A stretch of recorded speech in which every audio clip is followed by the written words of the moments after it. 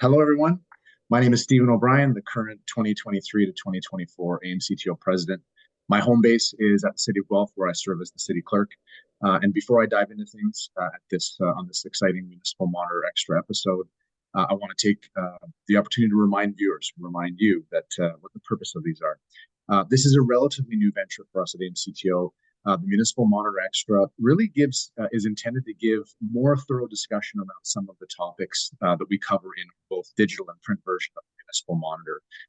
These are obviously important topics and features that impact our sector, and it's a really great opportunity to highlight some of the stories and articles from our Municipal Monitor and to engage with the authors of it. So that's why we're here today, and I'm really looking forward to it.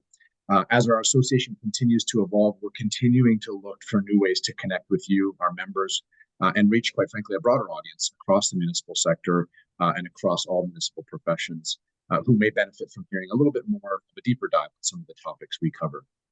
So for this 2023 Q4 Municipal Monitor Extra, I'm joined by two talented individuals who will be sharing their expertise and experience around all things artificial intelligence, AI. It is no doubt a topic that many of our viewers have been hearing about in their sector. They may be crossing or encountering AI in their own personal life as well. So I think this is going to be a really good conversation. And really, most importantly, we're going to talk about some of the promising practices for the municipal sector. So without further ado, I'll introduce my colleagues on this call and this Municipal Monitor Extra. Corry Flatt. Corry Flatt is the Chief Executive Officer and co-founder of Civia, and is also the author of our 2023 Q4 Municipal Monitor cover story entitled From the Front Lines, How AI Assistants Are Being Used by Canada's Public Sector. And Andrew Wilgar joins Corry. Andrew is Civia's Chief Growth Officer and a co-founder. So welcome, Corry and Andrew. Thanks for being here. Well, thanks for having us. Yeah. To kick things off, maybe you can tell us a little bit about Civia and what is Civia and what inspired you to write this piece for the Monitor. Yeah, great question. So Civia's mission is to organize public sector knowledge and people and make that accessible to public sector leaders and staff. And it's based on this idea that there's such deep expertise spread across public sector, different orgs and silos, but it's not always easy to access that, right? You don't always know your peers or know where some information might be stored. So Civia started out as a platform to connect people and to surface knowledge, essentially. And as part of that, we developed what we believe to be one of the first, or if not the first, AI assistants or chatbots that we called GovAI. And we've been fortunate to kind of see that grow in usage across Canadian municipalities. Over the last, I guess 6 months or so, and we're based in Waterloo, Ontario. We based the last GovTech company here in Canada too, Bonfire procurement software. So we really love this space and excited to kind of share what we're seeing on the front lines. That's great.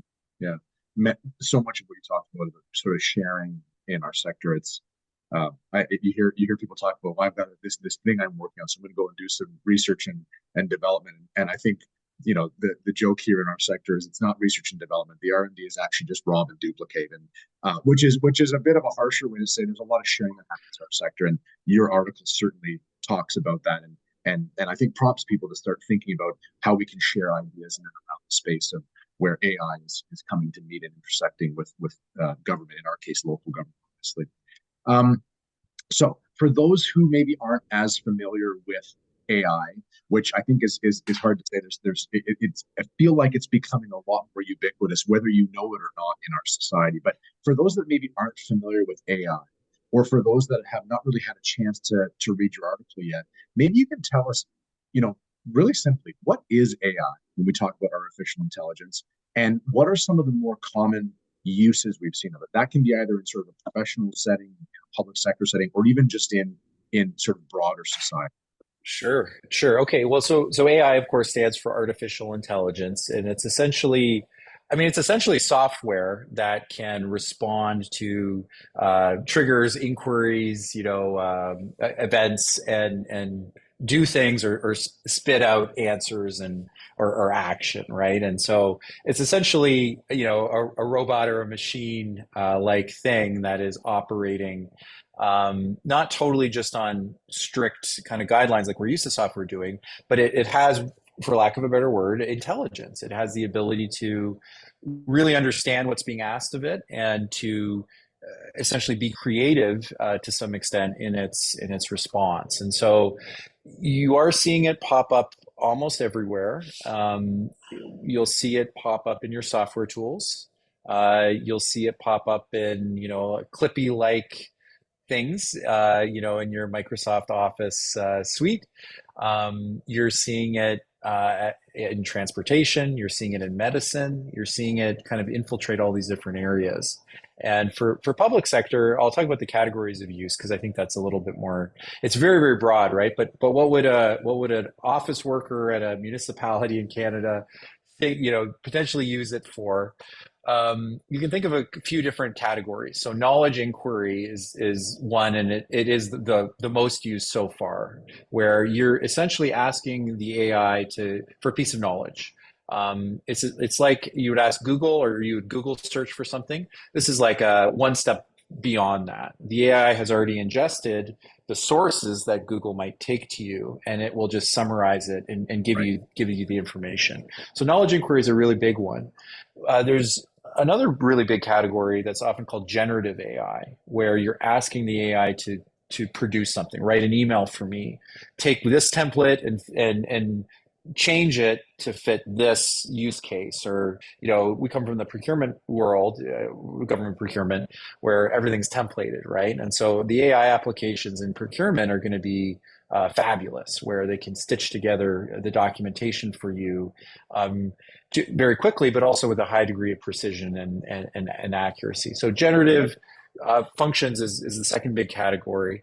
And the third one is a favorite of ours because we think it, especially in public sector, doesn't get enough attention yet. And that's the what if essentially category, where the AI can role play.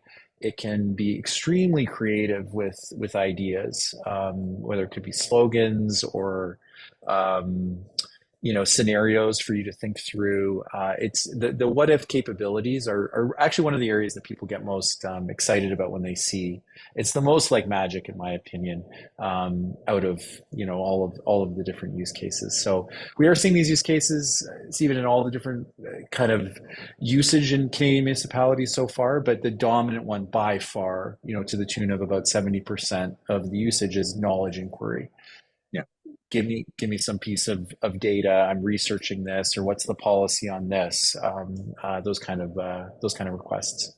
Yeah, and no doubt, just based on your categorization of those sort of three um, contemplations of AI, that knowledge is certainly the sort of most predominant now, but it feels like those other two are probably quickly gaining steam in sort of my casual observation. So maybe we can talk a little bit of statistics, and Andrew or Corey, you can play off this one together if you'd like. Your article mentions that according to, I think it was a global government forum survey of federal public servants, there was about 81% or just over 80% of federal public servants that said they're concerned with using AI. So I'm wondering maybe if you can help us, why there might be concern or why they're considering it, or so what the contemplations are. And then from your own research and experience, how does that relate to the local level or local, municipal public servants? Yes. So federally, there's a high degree of concern, right? Most people have some level of concern, is essentially what the statistic is saying. And the question as to why are people concerned, I think there's a few different layers to that. So on the very highest level, any new technology that has great promise, but also uh, perhaps negative consequences as well if it's used improperly. Um, Anything like that, I think, is going to elicit a cautious approach initially, which, by the way, we think is fair. We think that, of course, if the technology is as transformative as certainly the zealots, proclaim, I think caution, especially in our public institutions, especially federally, is warranted and expected. Now, I do think there's a confounding factor here, which is the nature of the technology. Um, this stuff is a black box, essentially, even for those of us in the business of building these systems. It's a black box, right? Yeah, yeah, Neural networks, data sources. It's very abstract. You can't touch it. It's not like the iPhone came out. You see who's using a phone. You can show your. This is it lives somewhere else. It was very trained on nebulous, right? It's sort of out there in the very ether. nebulous. Yeah, Yes. And so it's really hard to kind of get a sense for it. And the popular conception of this stuff is, I mean, you don't have to believe Terminator's coming for us. You might just fear it's coming for your job, perhaps. Or right. in this world of digital insecurity, you're concerned that, well, where's the data going? Who's using it? What data did it get trained on? Is it going to be uh, good enough to advise us? Can we trust it? So all technology has fears and concerns, but this stuff in particular is very opaque. So I think that's the first thing. The second thing is, I think to some degree, we've all become a lot more sensitive to this data security angle, and we all see headlines. OpenAI is being sued by someone, or Microsoft, has to be very clear that they will never use your data for these things. And by the way, this is good. We welcome this. We think this is important. But we're all very conscious of data and how valuable data is and how sensitive Mhm. data is. Our background's in procurement, where vendor pricing data, who's going to win the contract, you Right. know, uh, these things are first and foremost in our mind. And so federally, they have to set the tone. So I think to some degree, a sense of caution is warranted. However, I also think that it's not a binary black and white, and we'll get into this. We think there's two extremes to avoid. One is no engagement, stick your head in the sand. The other one is just Wild West, let your staff do whatever they want and go, just turn a blind eye. We think they're both. We think there's a middle path, but we'll talk about that in a second. If you Yeah. want to talk locally, Andrew, that'd be great. Go ahead. Yeah, I can talk locally. I think the piece I wanted to speak on locally, Stephen, too, is just around the accountability transparency piece. I'm not sure if there's a great segue there just yet, but um, I do think there's this really interesting opportunity where the way we look at it, at least at the local level, I know this is near and dear to AMCTO, and same for us, is this kind of combined power of how do we leverage the broader peer group and AI? I think that's the part that certainly we're really interested in exploring. You know, uh, you touched on this earlier on, right? There isn't this need to sort of bake the cake from scratch, so to speak. You can go out there and just buy the powder, right? You can build something right away. So we're looking at it a little bit more broadly from this kind of community AI aspect, and certainly somebody in public sector, a public sector professional at the local level, will want to think about that kind of accountability piece and how they Yeah. can best leverage technology to do their day-to-day job. Yeah. Um, That's a great Probably segue. jumping the gun a little bit, Stephen, but No, no, that's no, it's great. I mean, and like no surprise to the viewers, there's a bit of a structure to this discussion we have. So it certainly segues to sort of the next theme we wanted to talk about. And for me, a lot of this hinges upon, as an individual practitioner in the municipal space, I'm less concerned about the doom and gloom, because I kind of Terminator 2 kind of scenario that Corry kind of went to. I think yeah, the big concern for a lot of our members is there are many studies that have shown that there's sort of a waning trust or a lack of trust now in government across the board. I think local government being closer to people has been insulated somewhat against that, but it's not, we're not, we're not safe from that the creep of that lack of trust. And so a lot of what AMCTO's members are probably thinking about is, as you alluded to, Andrew, is that sort of accountability and transparency component. So um, you hit on it. It's no surprise. Our position as an association, and the position of, I think, safe to say, many of our members, is that local government is the level that is closest to the people, and hopefully the level that is most trusted by the constituents or residents that they serve. But um, so maybe you can talk a little bit about some of the ways that AI technology or platforms like Civia are helping to promote. And quite frankly, I think a really key word here is our listeners would be interested in is how are these tools enhancing local accountability and Mm. transparency. Okay, I'll take this one at first, then you can chime in, Andrew. But I, the answer is actually really there's a direct answer, Stephen, and there's an indirect part of the answer. So directly, like AI tools in general are going to be very powerful for local government and essentially al- allowing for a different form of access to government, um, to the citizenry, right? So answering questions, again, providing an interface where just tell me what to do, just tell me what you know.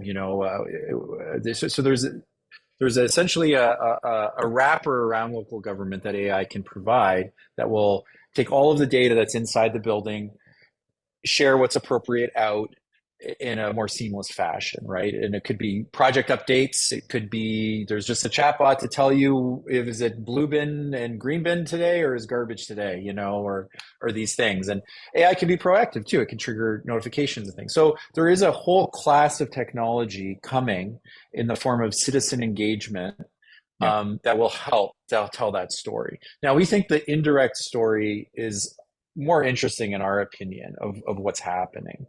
Um, and part of it's what we actually see GovAI being used for, the communication piece, which we'll get on in a second. So we think about it a little differently here. We agree, local government is, the one that has the biggest impact on most citizens' lives. Yeah. And within that context, we think making the average staff person as hardworking, as knowledgeable, as great as they are, if we can make them a little bit more effective, if we can automate away some of the kind of menial, trivial parts of their job, it allows them to focus on the more higher value parts of their job. And so Yeah. while AI can be automating menial stuff, and it can be reminding you like, hey, is there an indigenous perspective we need to take into account here if you're in an area that has a large indigenous population, or is there another kind of factor? It's like a second pair of eyes, perhaps, helping, or a voice on your shoulder, just kind of helping you take into account different. So there's this idea that we can make everybody slightly better, but one of the really interesting things that we're seeing GovAI be used for is communication. Right. So, we talked about generative UI or generative AI. The number of prompts that are going to GovAI that are of the form of, we have a program like X and we want to communicate it to demographic Y. Give me some creative ideas. Give me a slogan. Where should the billboard be? And you may think for a minute, like, what is this kind of AI going to know about this stuff? Well, first of all, it's trained on government contextual data and things. We can get into the details. So it knows more than you might think. Yeah. But here's the thing. By asking those questions and engaging, the users are coming away with ideas, imaginations being sparked, and essentially it's allowing them to kind of like put themselves in a different headspace of how things are going to impact their community and how to communicate it. So we didn't expect that communication and getting help with how the city communicates its initiatives would be getting this amount of attention. But that's probably one of the top generative functions so far that GovAI is being used for. Yeah. And unfortunately, we don't yet have the data to say that slogan was 25 times better than the old slogan. But that's part of the unfolding, I think, that we'll see in time is just how good. And I think some of the things you hit on is for me is the spin-off benefits that actually do, as we said, enhance accountability and transparency. So thinking about accessibility in writing, right? A lot of government decisions are in sort of antiquated, sort of structured forms, council reports and minutes or Hansard, things like that.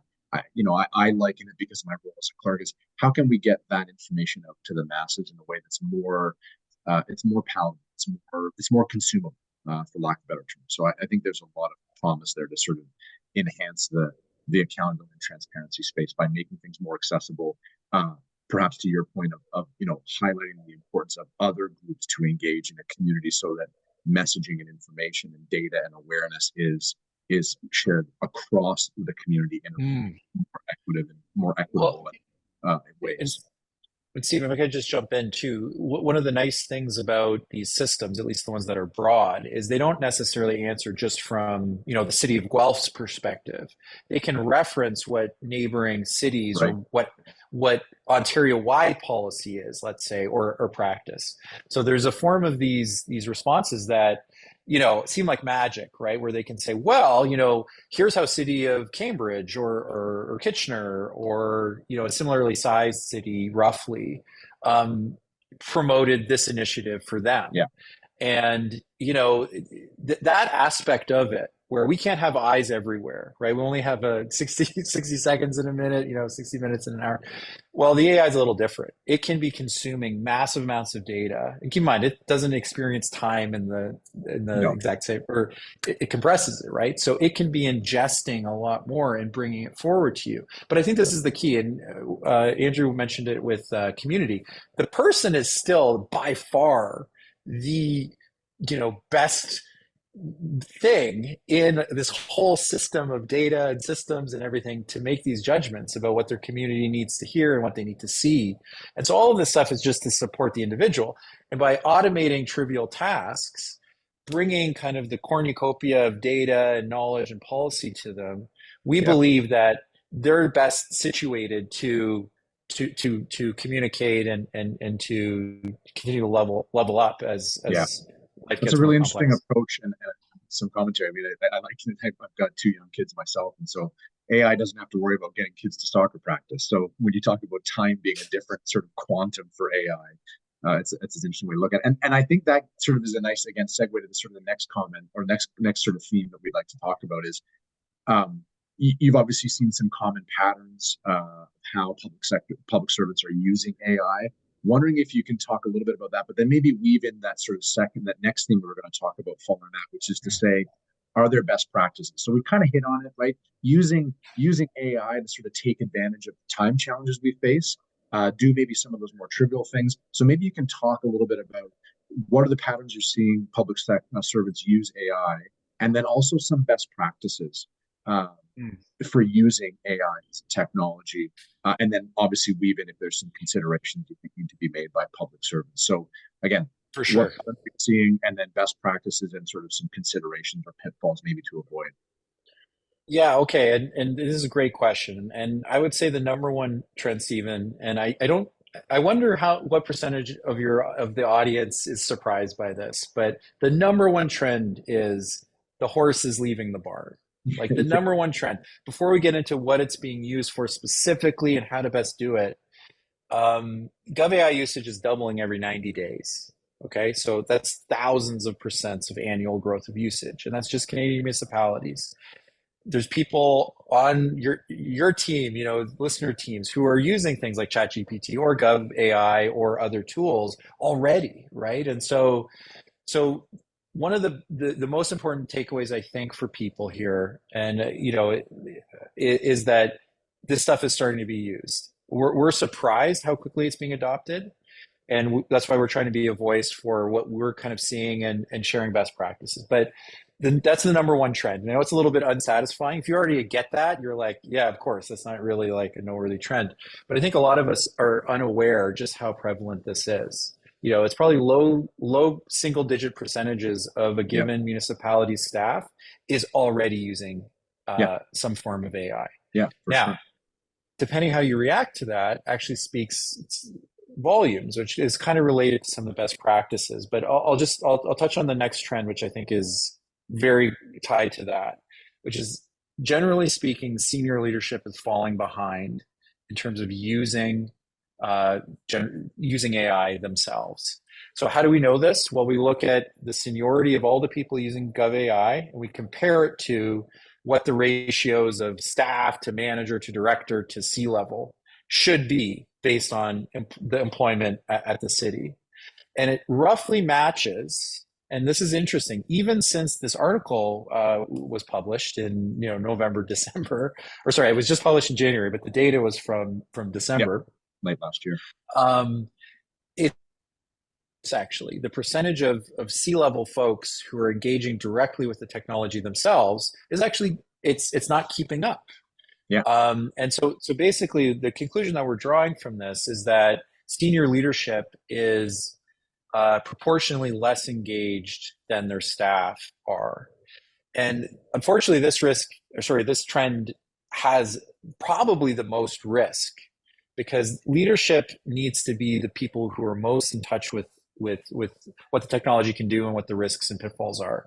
And if you're unfamiliar with it, you're in a really poor position. You're going to fall into one of those two camps. You're going to stick your head in the sand and ignore it, or you're going to say, yeah, go for it, go nuts. So that's related to best practices, which I'll just kind of get into. Well, let me mention one other point that I think surprises people. You may think of AI being this fancy, cool, sophisticated technology that, those guys in the big metros, those huge 100,000 person teams with IT department, they're the people using this. It's actually across the board. Towns, 46% of GovAI users come from cities and towns with fewer than, I think it's 75,000 population. Yep. So we're actually seeing rural communities, folks who don't have resources, or as many resources, let's say, who have kind of unique challenges. They're coming in as well. This isn't a Toronto and Vancouver thing. This is actually, the third most active province for GovAI so far is Nunavut. Yeah. Okay? It's really a democratic technology in that sense, right? It speaks to the different slices. But all that to say, if you're a smaller community, a cottage community or something like that, you may think, wow, this is for those, this is for those other folks. No, this is happening across the board. And we actually think that's a really powerful, good trend, because there is an imbalance in resource and expertise sometimes based on location and size. And associations like AMCTO and others like that, they're great forces for sharing, right, and collaborating. But we think it's really great that you say that too, because AMCTO does have over 2,200 members across most of Ontario's 444 municipalities, most of which, the vast majority of those, are the communities that you kind of articulated. And so it's really powerful. I mean, I think there is something to be said about our members learning from each other, and more northern, maybe some slightly smaller rural communities, in a lot of ways, not just AI, lead the charge in so many different ways. I say that from a place of good passion. I started my career in a small community in Bruce County, northern Bruce Peninsula,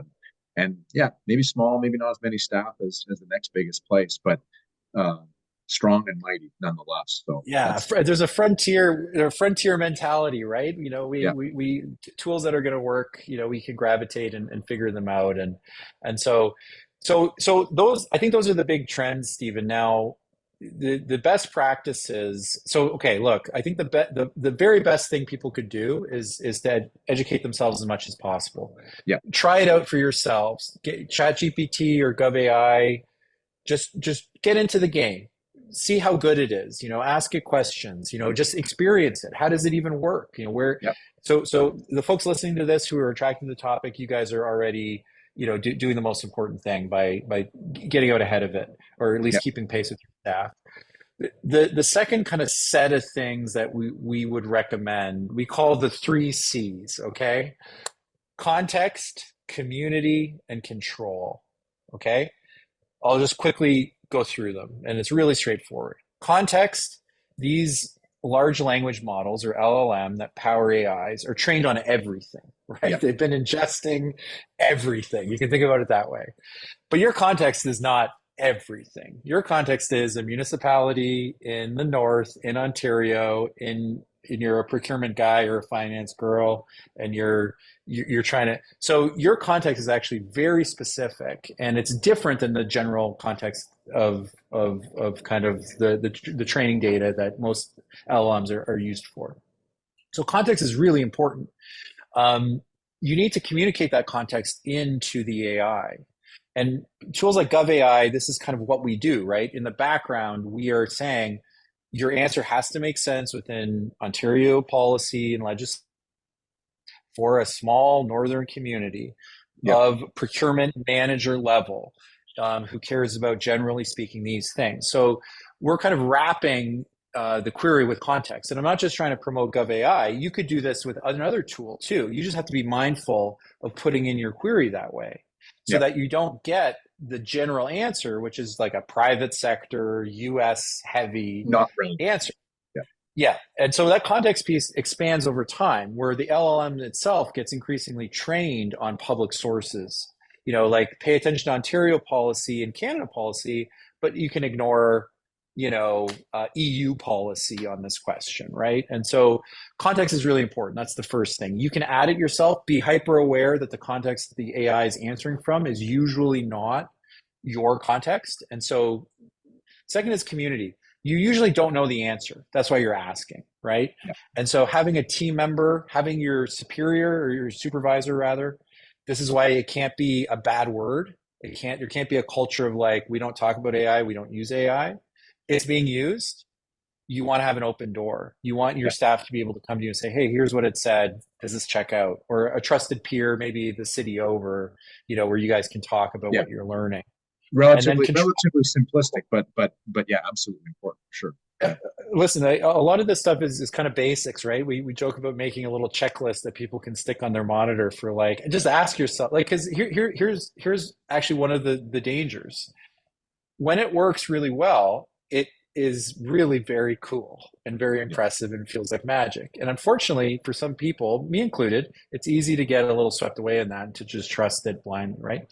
So, okay, so the last one's control, and we can just kind of end on this point for this topic at least. The idea that listen, we need some degree of visibility over who's using it for what data is being added, things of that nature. So it's all well and good to have policy. It's all well and good to have rules and guides and conduct, but there is going to be part of the best practice is control, and that leadership needs to feel like they know what's happening and that they can control essentially how it's being used.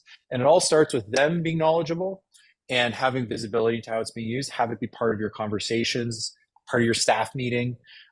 We know of a municipality who, part of their senior leadership meeting, will bring kind of interesting. It's almost just like show and tell. What cool thing did you directly use AI for this week? And the gentleman who's the CFO of this municipality jokes that sometimes these people are kind of scrambling, like, oh, I don't have a good answer for how I used AI this week.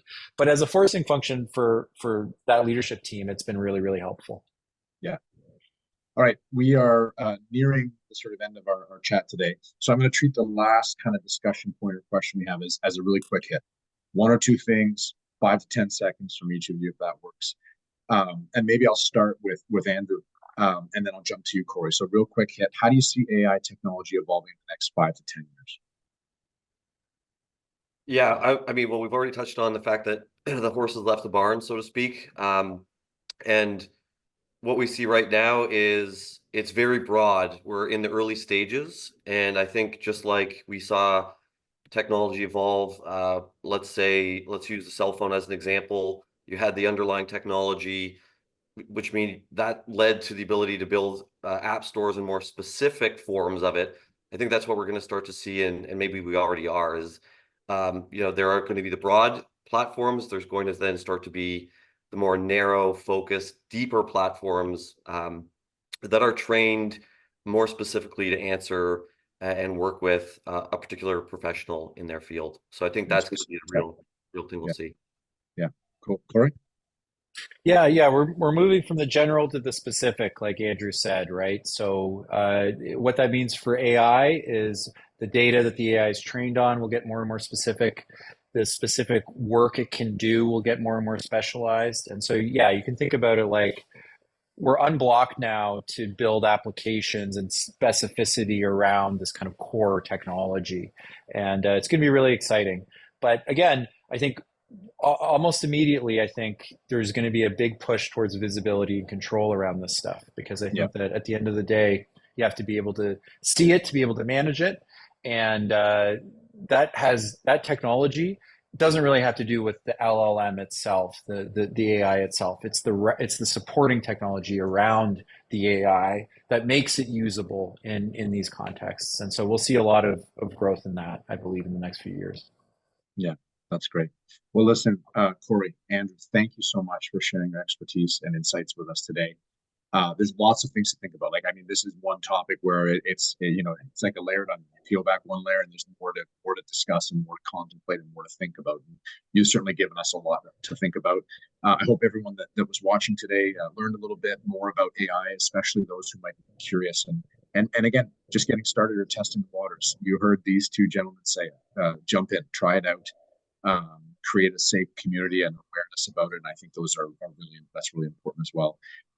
So again, to our listeners and those watching, thank you so much for watching. Stay tuned for more municipal extras to come following the release of each issue of our municipal monitor. And I'll just finish off by saying a quick reminder to AMCTO members that we are hosting our upcoming finance forum on February 29th. Please do visit amcto.com for all the details. You'll actually see Andrew and Corry at that forum, and hopefully we'll see our listeners that we're jumping on today. We'll see them at that forum as well. So thanks again. Take care, and bye-bye to all the members of AMCTO.